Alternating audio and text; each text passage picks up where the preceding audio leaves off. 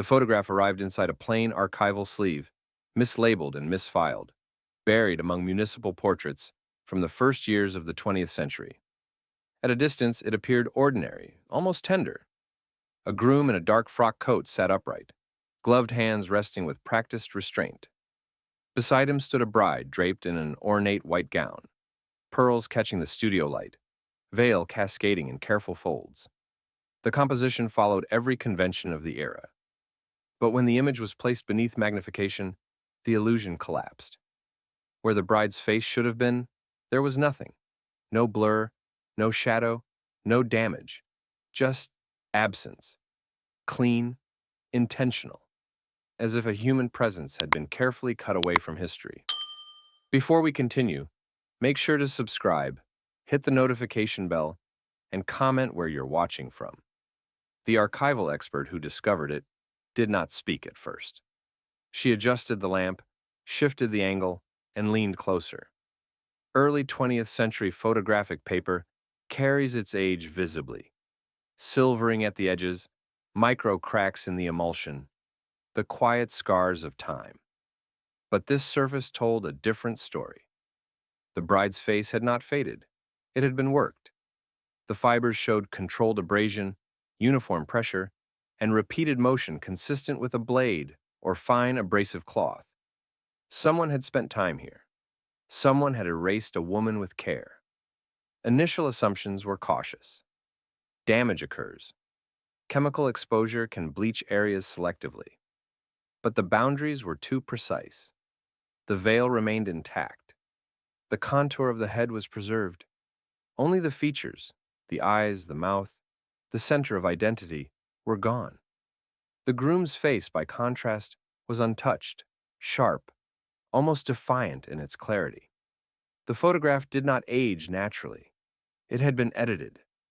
A photography historian was brought in, someone familiar with studio practices between 1895 and 1915. Retouching was common in that era.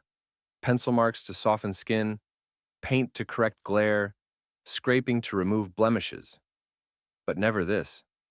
Faces were sacred in portraiture. They were the purpose of the image. To remove one entirely violated both technique and tradition. The historian's conclusion was blunt. This was not aesthetic correction. This was deliberate obliteration. Context sharpened the unease. The clothing placed the image just after the turn of the century. The studio mark, partially cropped but legible, indicated a regional photographer known for society weddings. This was not a poor household hiding shame. This was a family with means, which raised the question no one wanted to ask aloud. What kind of event compels a family to erase a bride rather than destroy the photograph? The first hypothesis formed carefully. Disappearance, violence, scandal that could not be acknowledged without consequence. In that era, women could vanish quietly, absorbed into institutions, erased by families, spoken of in the past tense without record. If a death occurred under circumstances that threatened reputation or inheritance, it might never reach official ledgers. A photograph, however, lingered. Too conspicuous to burn, too dangerous to keep intact. Further analysis revealed what the eye alone could not. Beneath the veil, faint traces remained. Ghostly contours where eyes once were, the suggestion of a nose bridge, the soft arc of a mouth. These were not stains, they were remnants. The erasure had been methodical but imperfect, as if the person doing it worked under constraint, time, fear, or instruction. Studio archives offered a final fracture. In a surviving logbook, one line stood out beside the order number for the print. Unscheduled correction, per request. No explanation, no initials, just that. Marriage records completed the circle. A woman with the bride's name appeared once, on a license. Then nowhere else. No census, no burial, no divorce. She did not die on paper. She did not live either. The photograph, it became clear, was taken shortly before something irreversible. What followed was not loss by time, but removal by design. And the empty face was not absence at all. It was evidence waiting to be understood. The investigation moved from the image itself to the world that produced it. Context, the archivists agreed, would either clarify the erasure or deepen it. The groom's attire, the studio furnishings, and the chemical profile of the print placed the photograph between 1904 and 1908, a period when marriage was less a personal union than a legal and economic consolidation. Women entered contracts they did not fully control, and families guarded reputation with the same intensity they guarded property. In such a world, disappearance did not require violence to be effective. Silence was often sufficient. A photography historian reconstructed the norms of the era with clinical precision. Retouching tools were cataloged: graphite pencils, camel hair brushes, pumice powder, knives with edges fine enough to shave paper fibers without tearing them. These instruments were used to flatter, not to annihilate. Removing an entire face would have required hours of labor and a deliberate hand. This was not the work of a studio assistant correcting glare. It was personal, intentional, likely done after the photograph left professional custody. The first hypothesis hardened. This image had not been altered before the wedding, nor during its printing. It was modified later, after something had gone wrong. The question was not why the bride vanished, but why the groom remained. Attention shifted to the negative, long presumed lost. But chemical ghosting on the print suggested it had once existed. Traces of silver halide density beneath the abraded area indicated that the face had originally been present, properly exposed, and later destroyed on the positive print alone. The negative, if it survived, would still contain her likeness. That realization introduced a new possibility. The erasure was not meant to eliminate all evidence, only the version that could be seen. Studio correspondence filled in another layer. A ledger from the photographer's estate referenced a delayed reprint request months after the wedding date. No reason given, no recipient named, only a note in different handwriting. Client dissatisfied. Resolution required. The phrasing was evasive, bureaucratic, and deeply unnatural for a wedding portrait. Dissatisfaction usually meant posture, lighting, or cost, not identity. Marriage records offered the most disturbing silence. The bride's name appeared once, correctly spelled, witnessed, and filed. Then, it disappeared from the archive. No census listing placed her in a household. No probate court recorded her death. No hospital ledger admitted her. She did not exist in the margins of history. She was absent entirely. The groom, meanwhile, advanced normally. Property transfers continued. Business licenses renewed. His life did not fracture.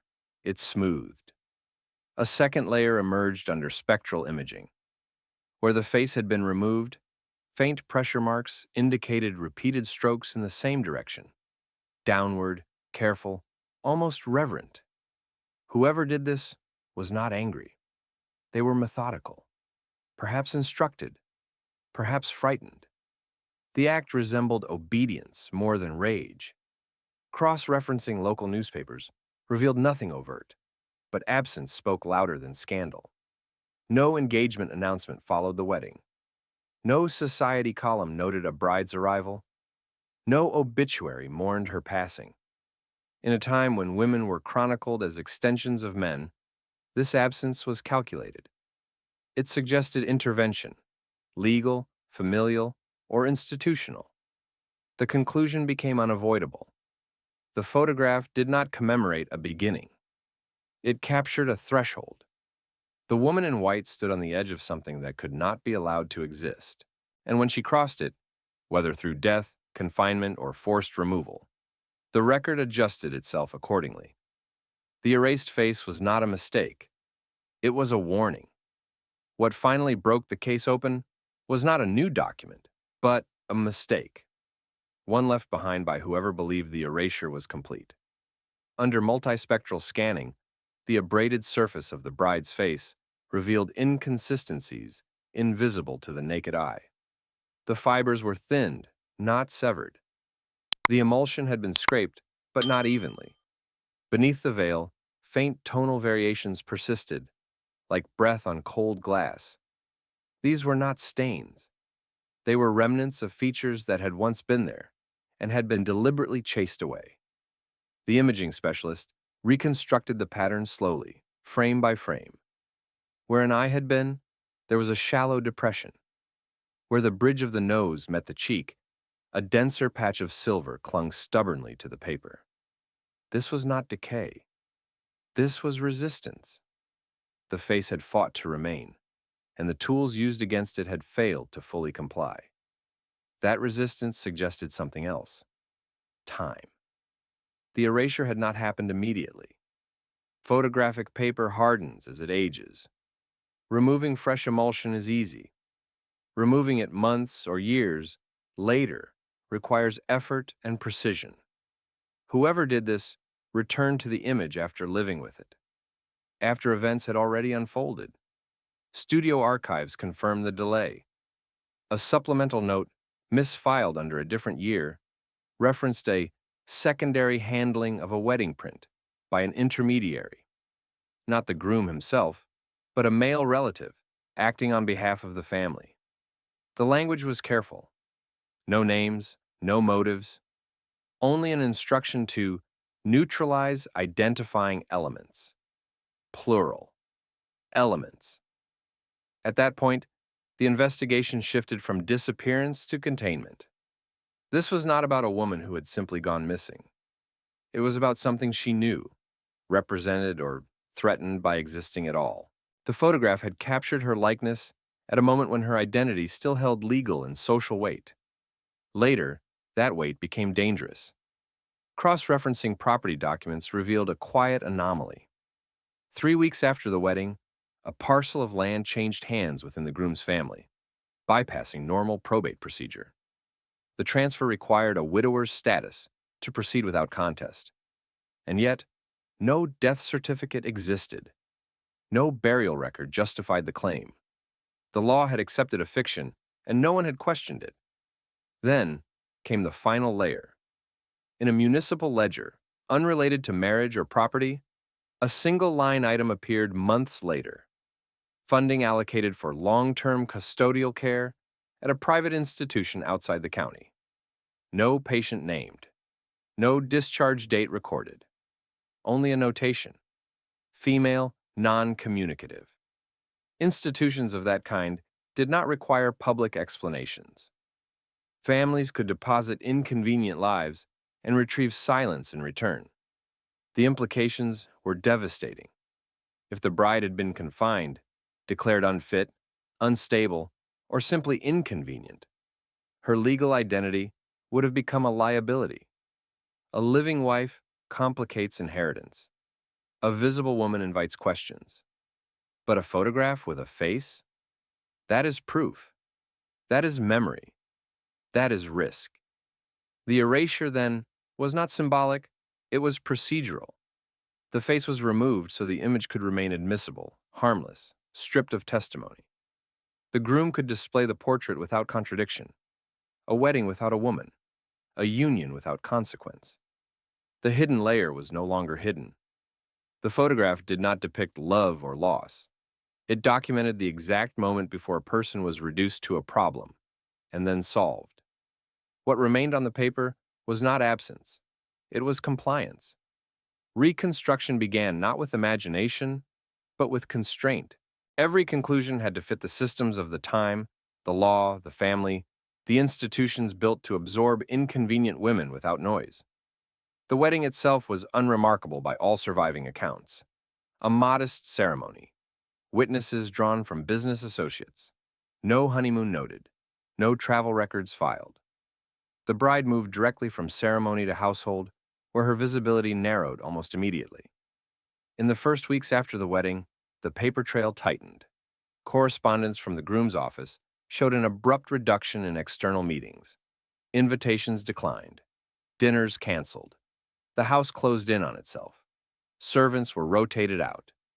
A familiar pattern to historians of domestic containment. Isolate first, Define later. Something happened behind those doors.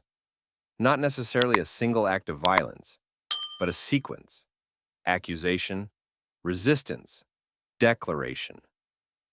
In that era, a husband did not need evidence to question a wife's mental fitness. He needed witnesses willing to agree. Family physicians were especially useful. Their assessments carried authority and left little residue in public record. The bride's sudden absence from social mention suggests a rapid reclassification. She ceased to be a woman and became a condition. Once labeled unstable, her testimony would have lost legal weight. Once declared uncommunicative, her removal would have required no explanation at all. The timeline aligns with the custodial ledger entry. Private institutions at the turn of the century functioned as repositories for women who disrupted inheritance, obedience, or image. Diagnoses were vague by design: hysteria, melancholia, moral disturbance. None required proof. Once admitted, a woman could remain indefinitely, legally alive, but socially dead. What followed was not grief, but logistics. Within weeks, the groom's documents began referring to himself as a widower. Contracts were amended, property consolidated. The bride's personal effects, jewelry, clothing, were quietly inventoried and reassigned. No mourning period observed, no black crepe ordered. The absence of ritual was itself an admission. Grief invites inquiry. Efficiency does not. The photograph sits precisely in this interval, taken while the bride was still present, still legally intact, still visible, altered only after her removal had been normalized. The act of erasing her face was not emotional, it was administrative. It aligned the image with the new reality the family required the world to accept. The manner of erasure supports this. The strokes were slow, controlled, consistent with someone following instruction rather than impulse. Likely not the groom himself, but a relative or agent accustomed to carrying out uncomfortable tasks without asking why. The face was removed, not the body. The veil remained. The dress remained. The posture remained. Only identity was excised. In the reconstructed sequence, the bride does not scream or resist dramatically. That is not how these tragedies usually unfold. She is labeled. She is escorted. She is told this is temporary. She is placed somewhere quiet, clean, and sealed. And then she is forgotten by design. The tragedy is not that she vanished. It is that the system worked exactly as intended. By the time the photograph was altered, no crime needed to be hidden. The law had already cooperated. The erasure was merely the final adjustment, ensuring that even memory aligned with the lie. What the image preserves, beneath its smooth absence, is the last moment before a person became a problem. And problems in that world were solved quietly. The expansion of the investigation did not arrive as revelation, but accumulation.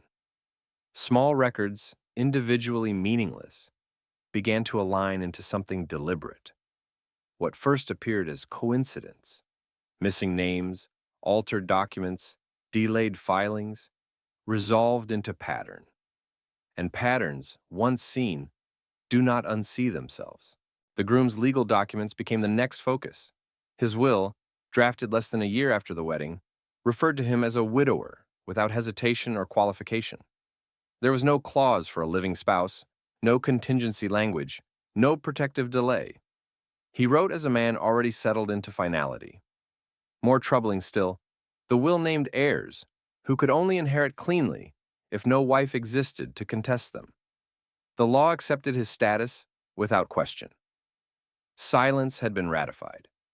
Yet, the will contained a flaw. In a separate codicil, attached later and written in a different hand, a reference appeared to "my first wife," phrased as though she belonged to a closed chapter, long before the marriage documented in the photograph. The language was subtle but precise. This was not grief. It was revision. Cross-referencing revealed the substitution. Years after the bride's disappearance, another woman entered the groom's records, quietly, efficiently, without ceremony. She was presented publicly as his first wife, her existence backdated in conversation and paperwork. Her marriage date overlapped the erased one only by implication, never explicitly. The original bride had not simply been removed, she had been replaced. Testimony from distant relatives, preserved in an unrelated estate dispute decades later, offered unintentional confirmation. One witness recalled a brief union best forgotten, another a delicate matter resolved privately. No one named the woman, no one described her fate, but everyone spoke as if forgetting had been an agreed-upon duty. The scope widened further when institutional records were re-examined. The custodial facility listed in the ledger had a history of accommodating influential families. Its archives were sparse by design: fires, relocations, deliberate purges. But one surviving intake register contained a sequence of admissions with no discharge dates, clustered within the same decade. Women entered, they did not leave. Their names faded. Their files stopped mid-sentence. One notation repeated across several entries: family requests, no correspondence. This was not neglect, it was instruction. At this point, the photograph ceased to be an anomaly and became a node. It connected legal manipulation, institutional disappearance, and social revision into a single act of containment. The erased face was not a reaction to tragedy. It was part of a coordinated response to it. The groom did not act alone. No one in that world ever did. Lawyers adjusted language. Doctors supplied diagnoses. Relatives executed tasks they would later pretend not to remember. Each played a role small enough to deny responsibility, large enough to ensure success. The photograph survived because destroying it would have invited suspicion. A missing wedding portrait raises questions. An intact one, even altered, affirms normalcy. The absence of a face could be explained away as damage, eccentricity, or age. What could not be explained was a vanished record entirely. The turning point of the investigation arrived with that realization. The photograph was not a failure of erasure. It was a successful compromise. It allowed the past to exist without contradicting the present. It preserved the appearance of a marriage while evacuating the woman who made it real. It taught future viewers how to look without seeing. And once that function was understood, the final truth came into focus with disturbing clarity. This was not a story about a woman who disappeared. It was a case study in how power edits reality, quietly, collaboratively, and so thoroughly that even absence learns to behave. The core truth did not arrive as shock. It arrived as inevitability. Once every fragment was placed in sequence, no other conclusion could survive scrutiny. The erased bride had not been removed because she was inconvenient after the fact. She had been erased because her continued existence threatened a structure already in motion. The marriage itself had been strategic. Financial documents preceding the ceremony revealed negotiations underway long before vows were exchanged. Property consolidation, debt absorption, and the quiet stabilization of assets that were dangerously overextended. The bride was not merely a spouse. She was leverage. Her legal presence enabled transfers that could not occur otherwise. Her disappearance was not a deviation from the plan. It was its final phase.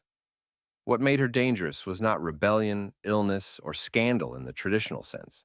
It was knowledge.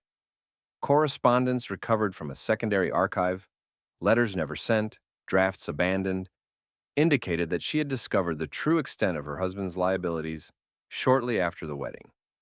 She was positioned to inherit risk without consent. And unlike many women of her time, she appears to have understood this. In that era, a wife's awareness was far more threatening than her defiance. A woman who knew the books could speak. A woman who could speak could delay proceedings, contest transfers, expose deceptions that relied on silence to function. The solution was not confrontation.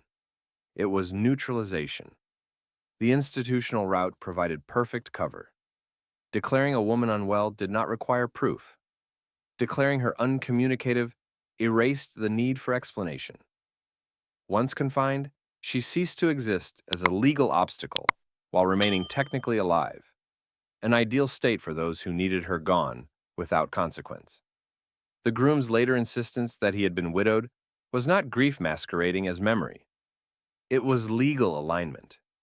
He spoke as a man whose reality had been carefully rewritten to match his needs. The substituted first wife served a purpose. She sealed the narrative. She filled the gap left by the erasure, ensuring that no one would ask why a bride vanished between photograph and future. The photograph, then, was never meant to be destroyed. It was meant to be converted. By removing the face, the family stripped it of testimonial power while preserving its usefulness. It could be displayed, archived, inherited, proof that the marriage had occurred, minus the woman who complicated its aftermath. This was the concealed truth the image carried for a century. Not that a bride vanished mysteriously, but that she was systematically removed from every plane where resistance might survive: legal, social, visual, and finally historical. No single act constituted the crime. That is why it endured. Each step was small, justifiable, performed by a different hand. A doctor wrote a diagnosis, a lawyer adjusted language, a relative altered a photograph, each action defensible in isolation. Together they accomplished something irreversible. The erased face was not an act of cruelty born of panic. It was a procedural decision made after success was assured. The system had already won. The photograph was merely updated to reflect that victory. What remains is not a mystery, but a record of efficiency, a demonstration of how thoroughly a person can be removed without ever being declared dead. The core truth is this: the bride did not disappear because no one could find her. She disappeared because too many people knew exactly where she was and agreed that she should never be seen again. The aftermath did not unfold with revelation or justice. It arrived instead as quiet confirmation, an understanding that the truth, once uncovered, had nowhere left to go. The institutions involved no longer existed in recognizable form.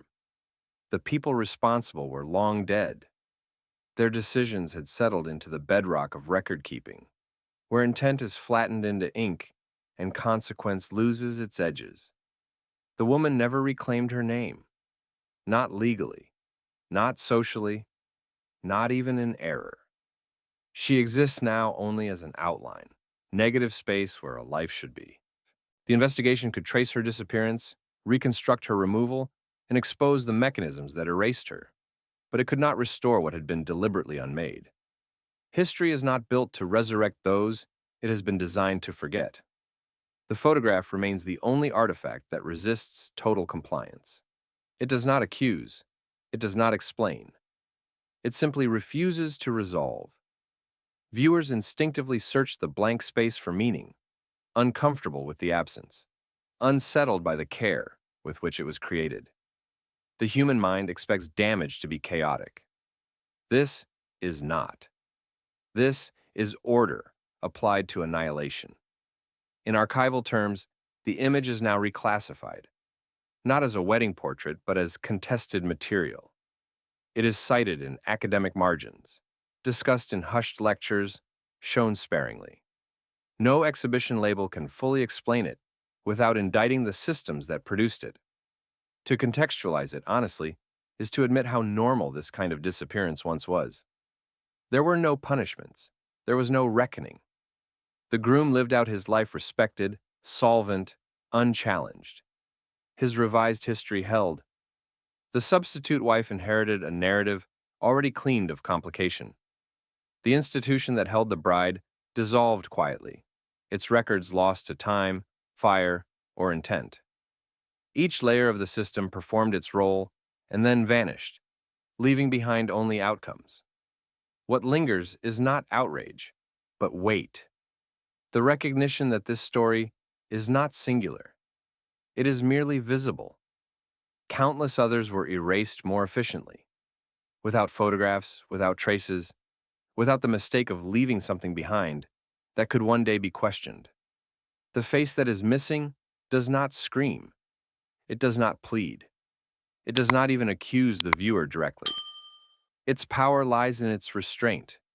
It forces the observer to confront what absence really means when it is intentional, how silence can be manufactured, how reality can be edited without ever announcing itself as a lie. In the end, the photograph does not offer closure. It offers a boundary.